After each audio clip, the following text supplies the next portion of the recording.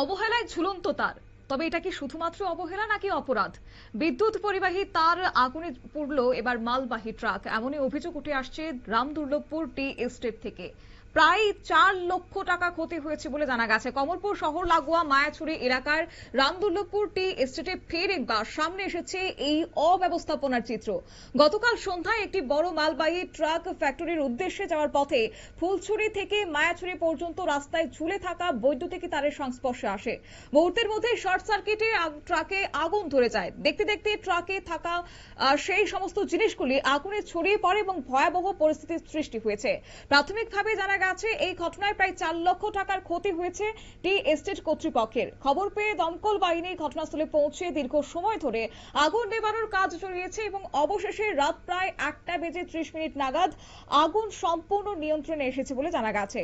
Tea estate কর্তৃপক্ষের দাবি, নতুন রাস্তা নির্মাণের ফলে রাস্তার উচ্চতা বেড়ে যাওয়ায় বহুদিন ধরে ঝুলন্ত বৈদ্যুতিক তারের সমস্যা দেখা দিয়েছে। প্রায় 2 মাস আগে সংশ্লিষ্ট দপ্তরে লিখিতভাবে জানানো হলেও কোনো রকমের ব্যবস্থাপনা করা হয়নি। এই অবহেলার জেরে এমন বিপজ্জনক ঘটনা ঘটেছে বলে জানা গেছে। কি বললেন এই প্রসঙ্গে রামদুর্লভপুর চা বাগানের ম্যানেজার শৈলেন রায়, শুনুন। तो ये जो सामने वाला जो रोड है, ये रोड के ठीक ऊपर ही इलेक्ट्रिक का तार है। अब इलेक्ट्रिक तार को इलेक्ट्रिक डिपार्टमेंट को हम लोगों ने बहुत बार खबर दिया कि इसको थोड़ा ऊंचा कर दीजिए, ताकि हम लोग का गाड़ी आते रहता है, इंडस्ट्री है, तो इसके वजह से उसमें टच करके उसमें आग लग गया।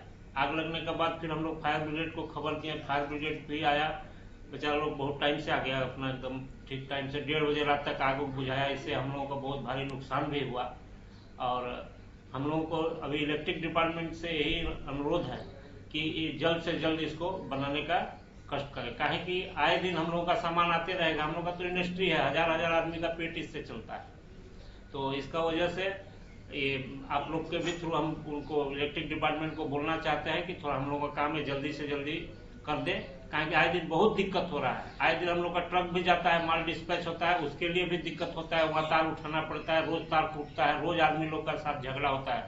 तो इलेक्ट्रिक डिपार्टमेंट को आप भी एक बार इसका लिए हम लोग का तरफ से अनुरोध कीजिए, और जो नुकसान हुआ वो तो नुकसान हुआ ही है। अब आने वाला दिन में कुछ न हो, इसके लिए हम लोग तत्परता से इसको आगे बढ़ाने का कोशिश करें। আপনারা শুনলেন চা বাগানের ম্যানেজারের বক্তব্য, কিন্তু প্রশ্ন হচ্ছে কোথায় ছিল বিদ্যুৎ দপ্তর? যেহেতু বিষয়টি আজ থেকে ঠিক 2 মাস আগেই জানানো হয়েছিল, কেনই বা নেওয়া হয়নি ন্যূনতম সতর্কতামূলক ব্যবস্থা? নতুন রাস্তা নির্মাণের ফলে উচ্চতা বেড়েছে, এটা তো নতুন তথ্য নয়। তাহলে কি দপ্তরের চোখে পড়েনি এই বিষয়টি, নাকি সবকিছু জেনে বুঝে ইচ্ছাকৃতভাবে চুপ থেকে গেছেন তারা? একটি ট্রাক পুড়েছে, প্রায় 4 লক্ষ টাকার ক্ষতি হয়েছে, কিন্তু এর দায় নেবে কে?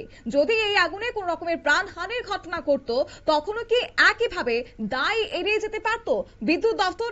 দমকল বাহিনী রাতভর লড়াই করে আগুন নিয়ন্ত্রণে এনেছে, কিন্তু প্রশ্ন থেকে যাচ্ছে এই আগুন কি এড়ানো যেত না? উত্তর একটাই, তাহলে হয়তোবা আগামভাবে যদি কোন রকমের ব্যবস্থা গ্রহণ করা হতো, তাহলে সেক্ষেত্রে এত বড় দুর্ঘটনা ঘটতো না।